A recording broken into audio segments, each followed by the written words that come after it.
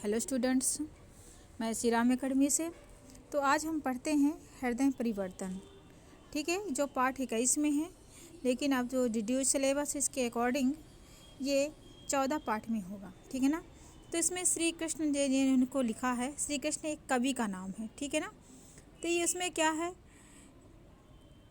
कि इसमें सीखेंगे हम एकांकी विधा से परिचय, अभिनय कला का विकास करना, सच्चाई का महत्व बताना और रास से विभिन्न रूपों का ज्ञान और समास का अभ्यास। ठीक है। तो इसमें एक ये नाटक ये एकांकी के रूप में है। ठीक है ना। इसमें एकांकी की विधा ये एक एकांकी के रूप में है, जिसे एक चरित्रों में इसे कहते हैं बांटा गया है और वो चरित्र अपना अपना जो रोल है वो अदा करेंगे। ठीक है। इसमें प्रथम दृश्य है एक साधारण अवस्था का घर या कमरा था। ठीक है ना। चारों ओर गरीबी का राज्य है। पर्दा उठने पर एक 9-10 वर्ष का लड़का जिसका नाम अब्दुल कादिर है नज़र आता है। ठीक है। तो देखिए यहाँ पर एक अवस्था ऐसे घर का कमरा है, साधारण ही है, कोई बहुत उसमें भौतिक सुख सुविधाएं बहुत ज़्यादा नहीं है, यानी कि मिडिल फैमिली से है, ऐसा कुछ उसमें समझ में आ रहा है। चारों ओर गरीबी का राज्य है, यानी कि गरीबी का राज्य है। और पर्दा उठने पर एक 9-10 वर्ष का लड़का जिसका नाम है अब्दुल कादिर है नज़र आता है। ठीक है। अब देखिए अब्दुल कादिर क्या कहता है। अगर आप क्लास में होते तो हम सभी पात्रों को एक स्टूडेंट को पात्र निर्धारित कर देते और फिर ऐसा पढ़ते तो बहुत अच्छा लगता। लेकिन अभी आप सुनिए और अपनी किताब खोल के ही बैठा करिए। ठीक है ना, ताकि अब आप देख सके, बुक ओपन करेंगे और एक पेंसिल ले लेंगे तो इसमें आप वीडियो देखेंगे दोबारा, फिर आप एक बार फिर से पढ़ा करें, फिर उसे पात्र को देखा और समझा करें कि वो पात्र कहना क्या चाहता है। इससे हमारे जो क्वेश्चन आंसर हैं, उसकी जोड़ियां हैं, खाली स्थान है, वो बहुत जल्दी सॉल्व होते हैं, क्योंकि हम पाठ को बहुत अच्छी तरह से समझ पाते हैं ये सब करने से। ठीक है। अब्दुल कादिर पुकार कर जल्दी करो अम्मी, देर हो रही है, वे लोग बस मुझे बुलाने आते ही होंगे। ऐसा किसने कहा? अब्दुल कादिर ने कहा। अम्मी आती हूँ, अम्मी ने कहा। आती हूँ बेटा आती हूँ। माँ आती है, उसके हाथ में एक बास्केट है जिसमें जगह जगह पैबंद लगी हुई है। ले बेटा यह पहन ले, इसमें अस्तर में मैंने 10 असरफियाँ सी दी हैं। तेरे अब्बा जो दौलत छोड़कर मरे थे उसमें से बस यही बची थी, इन्हें खूब सोच समझकर काम में लाना। ऐसा कौन बोलती है? उसकी अम्मी बोलती है अब्दुल कादिर की। ठीक है। कादिर क्या बोलता है? यह क्या है? यह क्या किया अम्मी? ऐसा क्वेश्चन करता है कि यह क्या किया अम्मी? सभी क्यों बांध दी? फिर क्वेश्चन, तुम्हें भी तो ज़रूरत पड़ेगी, फुल स्टॉप।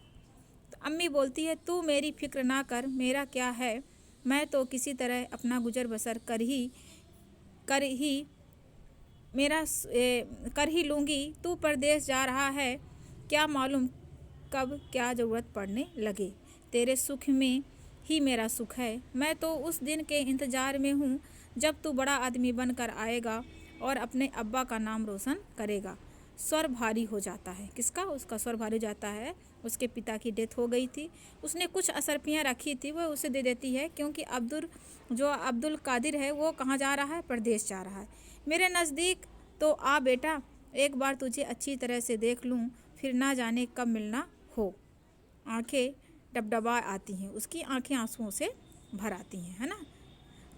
कादिर नज़दीक आता है, माँ उसका माथा चूम लेती है। माँ करती उसका माथा चूम लेती, किसका? अपने उस अब्दुल का। ठीक है। आगे देखिए कादिर, अम्मी तुम रोती क्यों हो? मैं तो पढ़ने जा रहा हूँ, जल्दी ही आ जाऊँगा। अम्मी रोती हुई, जाओ बेटा, जहाँ भी रहो खुश रहो, आबाद रहो, खुदा तुझे सेहत बख्शे, अपनी अम्मी को भूल मत जाना। ऐसा बोलती है। ठीक है। कादिर बोलता है अम्मी, गला रुध गया, वो भी रोने लगता है। ठीक है ना। अम्मी बोलती है मेरे लाल, जी लगा कर पढ़ना बेटा, अपनी अम्मी की एक बात हमेशा याद रखना, चाहे कैसी भी मुसीबत क्यों ना आए, भूल कर भी झूठ कभी ना बोलना। जब बोलना सच ही बोलना, सच बोलने पर वाले हमेशा अल्लाह की मेहर रहती है। ठीक है ना। अगर जो सच बोलता है तो उस पर अल्लाह की मेहरबानी रहती है। यहाँ पे अल्लाह की मेहर से मतलब है। ठीक है। अम्मी मैं तुम्हारी सीख हमेशा याद रखूँगा। कादिर बोलता है कि अम्मी मैं तुम्हारी सीख हमेशा याद रखूँगा। बाहर से आवाज़ आती है, अम्मा कादिर। अम्मी जाओ बेटा, वे लोग आ गए हैं, मेरी बात भूल मत जाना बेटा, ऐसा अम्मी बोलती है। कादिर बोलता नहीं अम्मी नहीं, अच्छा खुदा हाफिज। और अम्मी, खुदा तेरी उम्र बढ़ाए। क्या बोलती है? खुदा तेरी उम्र बढ़ाए। जाओ, वह पढ़ने के लिए अब जा रहा है। ठीक है, अब यहाँ से दूसरा दृश्य स्टार्ट होता है। ठीक है, यहाँ पर क्या है? बियावन जंगल में कादिर तो दो व्यापारियों के साथ बगदाद जा रहा है ना। व्यापारियों के हाथों में बक्सा या थैले हैं। अब देखिए यहाँ पर क्या है? एक व्यापारी, क्यों भाई, हम चले तो रहे हैं, मगर सुनते हैं इस रास्ते पर डाकू हैं। एक व्यापारी बोलता है कि हम इस रास्ते में चल तो रहे हैं, लेकिन इस रास्ते में क्या है? डाकू है। आगे देखिए, दूसरे व्यापारी ने कहा घबराए स्वर में, डाकू कैसे? तो कादिर, ओ आप डरते क्यों हैं? कादिर ने कहा आप डरते क्यों हैं? मेरी अम्मी कहती है कि हम खुदा का साया हैं, हमारा कुछ नहीं बिगाड़ सकते। हम भी एक खुदा का साया हैं, हमारा कुछ कोई बिगाड़ नहीं सकता, ऐसा कादिर कहता है। पहला व्यापारी, चुप रह, तेरे पास क्या रोकड़ी रखी है? फिक्र तो हमें है। व्यापारी बोलता है कि तेरे पास तो कुछ है नहीं, है ना, पैसे वैसे तो हैं तुम्हारे पास, तो फिक्र क्या है हमको, क्योंकि व्यापारी थे तो पैसे कमा के आते हैं। तभी पेड़ पर 3 डाकू नीचे कूदते हैं, और वह रास्ते से 3 डाकू ऊपर चढ़े थे। जो व्यापारी वहाँ से निकलता था तो उससे क्या करते थे? उसे छीन लिया करते थे, उससे पैसे वैसे। ठीक है, तो वह तभी पेड़ पर 3 डाकू नीचे कूदते हैं। एक व्यापारी चौंक कर, यह आवाज़ कहाँ से आई? एक व्यापारी बोलता है, यह आवाज़ कहाँ से आई? सबने देख कर घबराए स्वर में, अरे डाकू भागो भागो। क्या बोलते हैं? अरे डाकू भागो भागो। दोनों व्यापारी भागने की कोशिश करते हैं। एक डाकू, खबरदार, जो कदम भी आगे बढ़ाया एक भी जीवित नहीं बचेगा, समझे? जहाँ खड़े हो वहीं खड़े रहो। दोनों व्यापारी वहीं के खड़े हो जाते हैं और कांपने लगते हैं। ठीक है ना। आगे देखिए, नीचे देखिए लिखा हुआ है यहाँ पे थोड़ी से, तो आप बुक रखा करें और इसको देखा करें, क्योंकि थोड़ी सी यहाँ पे डिस्टर्ब हो जाता है। तो यहाँ पे करें क्या है? डाकू निकालो तुम्हारे पास क्या क्या है। डाकू बोलता है कि तुम्हारे पास क्या क्या है ऐसे में। तो पहला व्यापारी बोलता है मैं मेरे पास कुछ नहीं है, यानी कि आवाज़ उसकी निकल नहीं पाती। तो क्या बोलता है? मेरे पास कुछ नहीं है। तब डाकू बोलता है चिल्ला कर, है कैसे नहीं, निकालो। बोलता है कि है कैसे नहीं, निकालो। अब देखिए पहला व्यापारी क्या बोलता है, दूसरे पेज में देखते हैं। पहला व्यापारी शोर मचाने की कोशिश करता है। क्या करता है? शोर मचाऊंगा तो शायद कुछ लोग आ जाएं तो मैं क्या करूं? बच जाऊं। ठीक है, बाबा बचाओ, बाबा बचाओ, ऐसी आवाज़ निकालता है। डाकू, चुप, अगर मुंह से ज़रा भी आवाज़ निकाली तो दूसरे व्यापारी से तुम भी निकालो। दोनों व्यापारी असरफियाँ निकाल कर दे देते हैं। ठीक है ना, दोनों व्यापारी जो होते हैं असरफियाँ निकाल कर दे देते हैं। पहला व्यापारी, खुदा की कसम और नहीं है।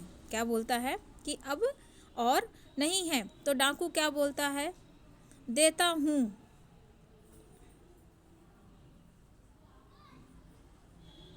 पहला व्यापारी बोलता है खुदा की कसम अब नहीं है। डाकू बोलता है तू राजी खुशी नहीं देगा। तो पहला व्यापारी बोलता हूँ देता हूँ देता हूँ। डाकू बोलता है तो देर क्यों करता है? दूसरे व्यापारी से तू भी निकाल। क्या बोलता है? तू भी निकाल। व्यापारी जेबों में से असरफियाँ निकाल कर दे देते हैं। ठीक है, डाकू यह कोट भी उतारो। क्या बोलता है? यह कोट भी उतारो। पहला व्यापारी गिंगिया कर इसे तो रहने दो। क्या बोलता है? कि अब इसे तो रहने दो, असरफियाँ तो ले ली है, कम से कम कपड़े तो पहने रहने दो, ऐसा व्यापारी बोलता है डाकू से। डाकू बोला उतारो। पहला व्यापारी कोट उतार कर देता है। हाय मेरा कोट, अभी तो सिलवाया था, अभी तो पहना भी नहीं, अभी जी भर कर पहना नहीं, मतलब पहना नहीं, अभी जी भर कर नहीं पहना था, ठीक, अभी सिलवाया था। दूसरा व्यापारी बोलता है हाय मेरी थैली। क्या बोलता है? हाय मेरी थैली। सरदार, डाकू से इस लड़के को क्यों छोड़ दिया? सरदार ने कहा, सरदार से डाकू कहता है इस लड़के को क्यों छोड़ दिया? तो डाकू ने कहा इस लड़के के पास क्या होगा, इस लड़के के पास क्या होगा? सरदार, फिर भी देख लेने में क्या हर्ज है? डाकू, क्यों लड़के, तेरे पास कुछ है? कादिर ने, हाँ मेरे पास 10 असरफियाँ हैं। क्या बोलता है? कि हाँ मेरे पास 10 असरफियाँ हैं। डाकू, 10 असरफियाँ, दिल लगी करते हो बेटा, पीटोगे। क्या बोलता है डाकू? डाकू को लगता है उसका चेहरा और हुलिया देख के लगता है कि यह क्या झूठ बोल रहा है। ठीक है ना, तो क्या कर रहा है? दिल्लगी करते हो बेटा, पिटोगे। कादिर तब बोलता है नहीं, मैं दिल्लगी नहीं करता। दूसरा डाकू बोलता है कहाँ है, तो फिर दिखाओ कहाँ है। तो कादिर बोलता है इस गुदड़ी में। सीवन उधेड़ कर देखिए। क्या बोलता है कि सीवन यानी कि इसमें सिल, उसकी माँ ने क्या किया था, सरफियाँ देकर उसे सिल दिया था, ठीक है, अस्तर से। तो क्या कहता है कि सीवन उतार कर देख लो। सीवन उधेड़ कर देखिए। तब डाकू बोलता है उतारो इसे। कादिर कोट उतारता है।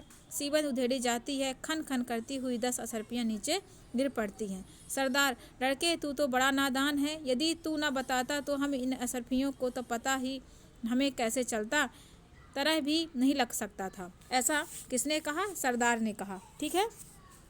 देखिए फिर कादिर क्या बोलता है।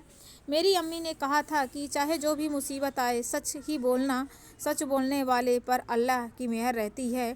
फिर मैं क्यों झूठ बोलता और क्यों असरपियाँ छिपाता। डाकू एक दूसरे की ओर आश्चर्य से देखते हुए सरदार की आंखों में आंसू आ गए। जब कादिर ने कहा कि मेरी माँ ने कहा था कि चाहे कोई भी स्थिति आए पर तुम झूठ नहीं बोलना, सत्य ही बोलना, तो क्या है, ऐसी बातें सुनकर उसके आंखों पर आंसू आ गए। किसके? सरदार के। अब आगे देखिए सरदार क्या बोलता है। आगे बढ़कर कादिर को गोदी में उठा लेता है। क्या करता है? गोदी में उठा लेता है और अपने साथी डाकुओं से कहता है भाइयों, यह लड़का आज से हमारा गुरु है। क्या है? आज से हमारा गुरु है। ये छोटा बच्चा अपनी माँ की आज्ञा का पालन करने में ऐसा सावधान है और हाँ, एक हम हैं जो बूढ़े होने के बाद भी उस मालिक की आज्ञा का पालन नहीं करते हैं जिसने हमें दुनिया में क्या किया है। दुनिया में हम हैं जो बूढ़े होने आए हैं तब तक उस मालिक की आज्ञा का पालन नहीं करते जिसने हमें दुनिया में भेजा है। सचमुच हमारे लिए बड़े शर्म की बात है। आओ, क्या करते हैं, क्या बोलता है कि आओ आज से हम यह नीच काम छोड़ दे और हमेशा सच बोलने की आदत डाले। फिर वह व्यापारियों के निकट जाता है और कहता है भाइयों, हमारा अपराध क्षमा करो, अपना माल संभाल लो और जहाँ जाना चाहो खुशी से जाओ। असमद, इनका माल लौटा दो। ऐसा किसने बोला? सरदार ने बोला। असमद, लो भाइयों, अपना अपना माल पहचान लो। दोनों व्यापारी खुश होकर अपना अपना मान सामान ले लेते हैं, ठीक है ना। तो यहाँ पर इस पाठ का नाम था हृदय परिवर्तन। यानी किस प्रकार से एक सच्चे बालक ने निश्चल भाव से कैसे अपने सारी सच्चाई को बता देता है।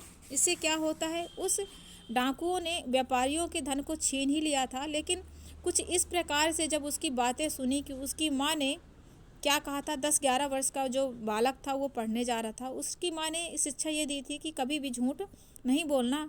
वह डाकुओं को प्रभावित कर देता है और डाकुओं का जो मन होता है ना, जिसे हृदय कहते हैं, वो क्या हो जाता है, परिवर्तित हो जाता है। उस समय के बाद वो क्या करते हैं, यानी कि चोरी या ढाका डालना छोड़ देते हैं, है ना। इस प्रकार से उनका हृदय परिवर्तन हो जाता है।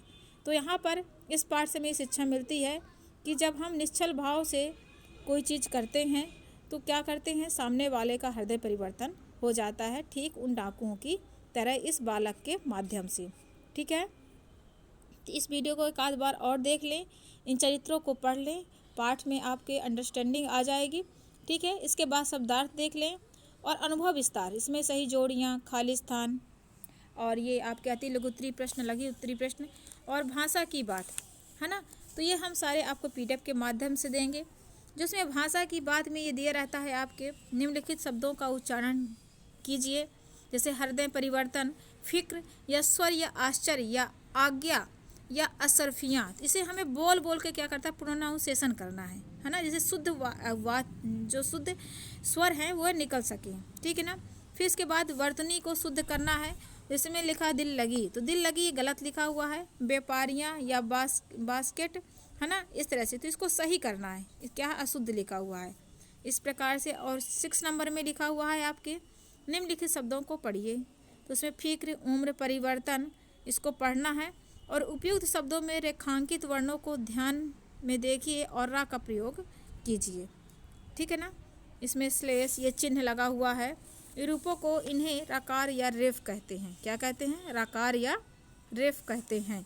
जब किसी स्वर रहित वर्ण के बाद स्वर रहित रा का प्रयोग रहता है तो पाई वाले आ का वर्णों में रा और चिन्ह के रूप में लगाकर लिखते हैं, ठीक है ना। जैसे यहाँ पर लिखा हुआ है का धन रा धन माँ, तो क्या हो जाएगा क्रम, है ना। तो ये रा क्या है, ये रकार के रूप में लग जाता है, लेकिन यहाँ पर क्या हो जाता है, ये लुप्त रहता है, ठीक है ना।